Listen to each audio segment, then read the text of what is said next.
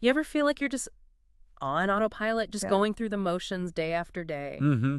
Caught in the grind. Yeah, exactly. And then, bam, something happens, a moment, an experience that just completely shifts everything.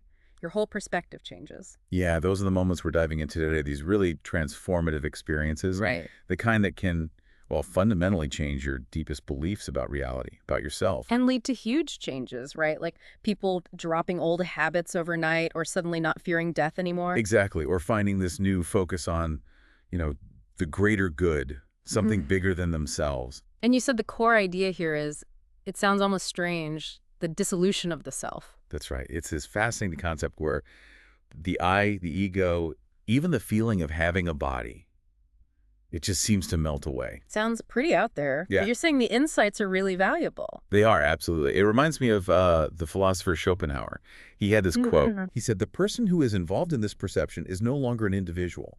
For in such perception, the individual has lost himself.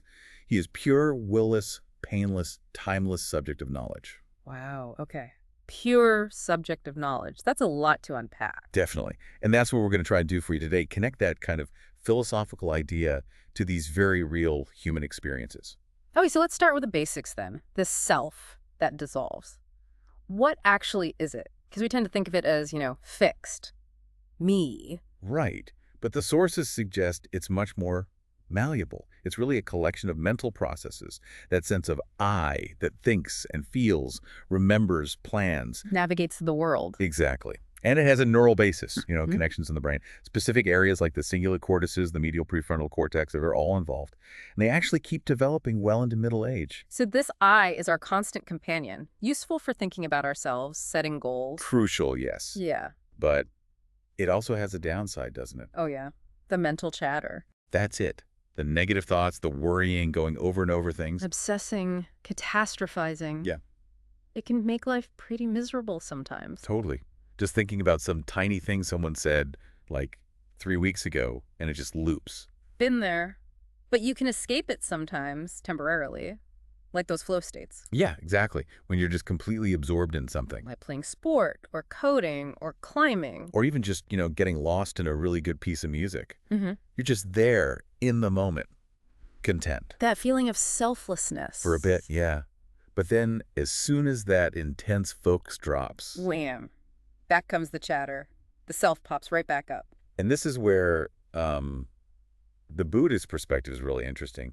They say, well, the experience of self is real, obviously. Right. But the idea that there's some permanent, fixed, true self underneath it all, that's seen as more of an illusion, kind of shape-shifting myth, as one source put it. Not something you have to find or perform. Yeah. So these big transformative experiences, they offer a more profound escape from the gravitational field of the self, as the sources say. That's the idea, that chattering monkey mind just vanishes. Yeah. And it's replaced by this herd silence. A herd silence. I like that. And it creates this really clear dividing line in someone's life. Absolutely. A distinct before and a radically different afterward. Okay. So the sources group these experiences into categories. Yeah, basically 3 main types based on what triggers them. First, you've got religious, mystical, and also aesthetic experiences. Okay. Second, there are those induced by psychedelics. Right. And third, near-death experiences, NDEs. And the thinking is they might all share some common core, some underlying mechanism. That's the hypothesis, yeah. It is very likely. But so let's take that first group, religious and mystical journeys.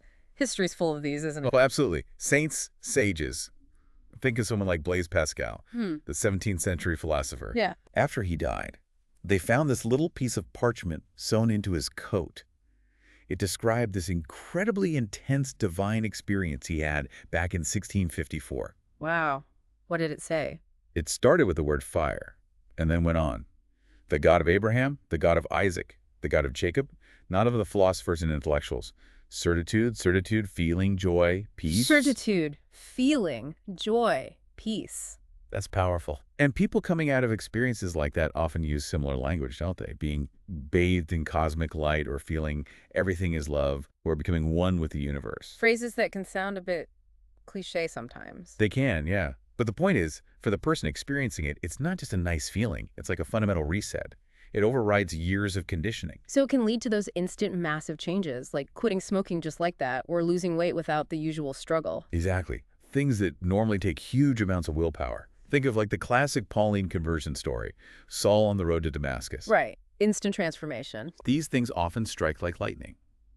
They're rare, but their impact is incredibly direct and powerful. It reminds me of William James. He talked about the noetic quality, right? Yes, that sense of profound knowing. Like you've received some deep insight or revelation that feels more true than just, thinking something through. And it carries this sense of authority afterward. Authority for aftertime, as James put it, yeah. What's really interesting, too, is that it's not always explicitly religious, is it? You mentioned astronauts. Right, the overview effect. Edgar Mitchell, Seeing Earth from Space. He talked about an overwhelming sense of oneness and connectedness, an ecstasy, an epiphany. Wow, just from the view. And Jane Goodall, the primatologist, described this moment in Gombe watching nature where she felt completely merged with it, and she said the self was utterly absent. So poets, philosophers, scientists, they all seem to touch on the same kind of experience, this direct awareness of something bigger, love as a cosmic fact, or union with the divine. Suggests it's a kind of universal human potential, perhaps. And it doesn't have to be those peak moments either, even just getting lost in music or feeling awe looking at a landscape. Aesthetic experiences, exactly. They can also pull you out of your everyday worries, your mundane concerns, and give you that glimpse of something infinite. Which brings us back to Schopenhauer again, doesn't it? It does. That idea that in appreciating beauty, the separation between you, the perceiver, and the thing you're perceiving, it just dissolves. The two have become one. So what triggers these things? Is it always years of dedication like monks meditating, or can it just happen? Well, it often seems to follow real commitment. Yeah, but that doesn't guarantee it. Yeah, there's often this sense of almost like an unearned grace involved. And what's fascinating is how many different ways cultures have found to train and, encourage these states to modify consciousness. Like what? Oh, a huge variety. Social isolation, fasting, really long meditation retreats, certain martial arts, sensory deprivation tanks. Ecstatic dancing, like the whirling dervishes? Exactly. Or specific breathing techniques. And then, of course, there are certain substances. Which leads us neatly into the second category, psychedelic journeys. Right. And our sources point out this isn't new. Throughout history, many cultures used what they called medicines. Not like aspirin, I'm guessing? No, definitely not. Medicines to cure illness, maybe, but also to see the future or talk to spirits. Participants would describe entering other realms, leaving their bodies, talking to gods. And now we call these substances. Psychedelics, generally. From the Greek for mind manifesting, or sometimes entheogens, meaning they generate a feeling of the divine within. And they come from plants, mostly, or animals? Often, yes. Mushrooms, cacti, vines, even toad venom in one case. Or they can be synthesized in a lab, like LSD. And they work by interacting with the brain's chemistry. Primarily, yeah. They bind to specific serotonin receptors, and that has these profound effects on consciousness, on the mind. So we're talking things like psilocybin from magic mushrooms, mescaline from peyote, DMT, ayahuasca. Right. And LSD, 5-MeO-DMT. The effects can last from just, 10 minutes up to maybe 10 hours or more, depending on the substance. And the experience itself varies a lot with the dose. Hugely. At lower doses, it's more like distortions of normal awareness. Your senses aren't impaired, you're still intelligent, but things seem different. Brighter colors, maybe? Enhanced appreciation for music or art? Exactly. A boost in aesthetic and spiritual feelings. And crucially, that sense of self, that inner chatter, it gets turned down. The nagging voice just goes quiet. It can, yeah. That constant judging, complaining voice, gone. And the world can feel incredibly vivid, hyper-real almost, like you're seeing it truly for the first time. The opposite of feeling detached or unreal. Right. Though, it's important to say they can also bring up difficult stuff. Fear, anxiety, buried emotions. It's not always easy. Sure. One of the sources described a first experience decades after first hearing about them. Yeah, that was a powerful account. This feeling of just deep contentment, wonder, gratitude. Looking at a simple wooden bench and seeing its essence. Yeah. Feeling like the beating heart of the cosmos was right there, in everything, and the visions. They felt incredibly real, even with eyes closed. Astonishingly real, apparently. More real than everyday reality sometimes. One psychologist talking at ayahuasca described seeing, everything. Your whole life, everyone you know, nature, the cosmos, even journeys beyond the planet. Wow. Okay. And then at higher doses? It gets even more intense. That's where you get the complete dissolution. Wait. Ego, your sense of agency, memory, even your feeling of having a body or being in space and time, it all gets stripped away. That sounds terrifying. It can be, absolutely, Yeah. profoundly terrifying. But the idea is that losing all those anchors ultimately frees consciousness for what's described as pure experience. Very much so. Divinity students given psilocybin reported experiences that were almost indistinguishable from classic religious or mystical accounts. Ego loss, timelessness, unity. It's fascinating to think about the history here. These practices were around for ages, right? Like the Eleusinian mysteries in ancient Greece. Evidence suggests so, yeah. But then they often got suppressed. Christianity, for instance, really clamped down on them. And European colonizers wiped out mushroom rituals in the Americas, calling them devil worship. Tragically, yes. One source makes this really poignant comparison. Having never felt anything profound from years of taking the Eucharist, but then having this overwhelming experience of mind at large, drinking ayahuasca in Brazil. Leading to an ontological shock. Yeah, a fundamental questioning of the nature of reality and a deeper grasp of that Schopenhauer quote we started with. So when people talk about these drugs expanding the mind, it's not just a metaphor. Well, the sources suggest at least 3 ways to understand that expansion. First, psychologically, Okay. moving from those closed states, Mm-hmm. Anger, anxiety, obsession, towards more open states, curiosity, connection, joy, less self-consciousness. And there's brain science behind that. There is, actually. Research by Judson Brewer maps these open and closed states. The closed, ruminating states correlate with activity in that posterior cingulate cortex and precuneus complex we mentioned earlier. The self-obsessing bits. Pretty much. And mindfulness training, which quiets that self-scrutiny, actually reduces activity there. So less activity in those self-related areas equals a more open mind. Okay, that's one interpretation. What's the second? The second is about increasing your cognitive bandwidth. Aldous Huxley's idea, the reducing valve. Ah, the doors of perception. The brain usually filters out tons of information. Exactly. And maybe psychedelics open that valve, let more sensory data flood in. Now, objective tests haven't really shown big boosts in all cognitive processing. But maybe things like creativity, free association. That seems plausible, yeah. It might enhance that ability to connect disparate ideas, which is key for creativity. Why some people microdose, perhaps. And the third interpretation, you said it was the most intriguing. Yeah, this connects to integrated information theory, or IIT. The idea is that an expanded mind might literally mean a higher quantity of integrated information, a higher A value. Higher phi. How? The hypothesis is, when the self goes quiet, the sheer vastness of your perceptual experience, sights, sounds, feelings takes over. And the actual complexity, the number of distinctions and connections being experienced, might be greater than when your self is busy filtering and narrating everything. And that's testable. In theory. In principle, yes. Measuring the complexity of brain states. Very cutting-edge stuff. Wow. Okay, let's shift to the third category then. Near-death experiences. NDEs. Right. These happen during really life-threatening events. Cardiac arrest, near drowning, major trauma. Hemingway wrote about this, didn't he? After being wounded in WWI. Said dying was simple, that he knew it. He did, and he fictionalized it too in The Snows of Kilimanjaro. The character's pain just stops, and he feels like he's flying towards this bright, symbolic mountain peak. And the accounts from actual survivors, they share common themes? Very much so. Seeing a bright light is common.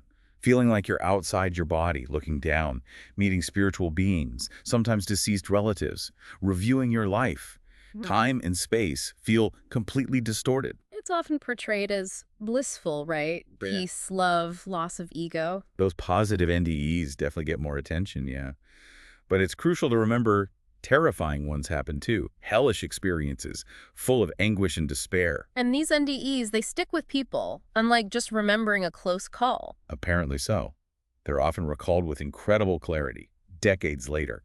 And they can trigger those same massive shifts in outlook and behavior we talked about earlier, reducing fear of death, even in terminal patients. Are they universal across cultures? They seem to be reported everywhere, across all demographics, and the common trigger often involves the brain being starved of oxygen hypoxia or reduced blood flow, ischemia. Okay, but what about those claims you hear sometimes? People saying their EEG was flat, proving consciousness outside the brain, proof of an afterlife. Yeah, that gets reported a lot in popular media. But neuroscientists are, let's say, highly skeptical. Why is that? Well, the basic premise is no brain, never mind. Consciousness, as we understand it, requires brain activity. A truly flat EEG means no electrical activity, no causal power.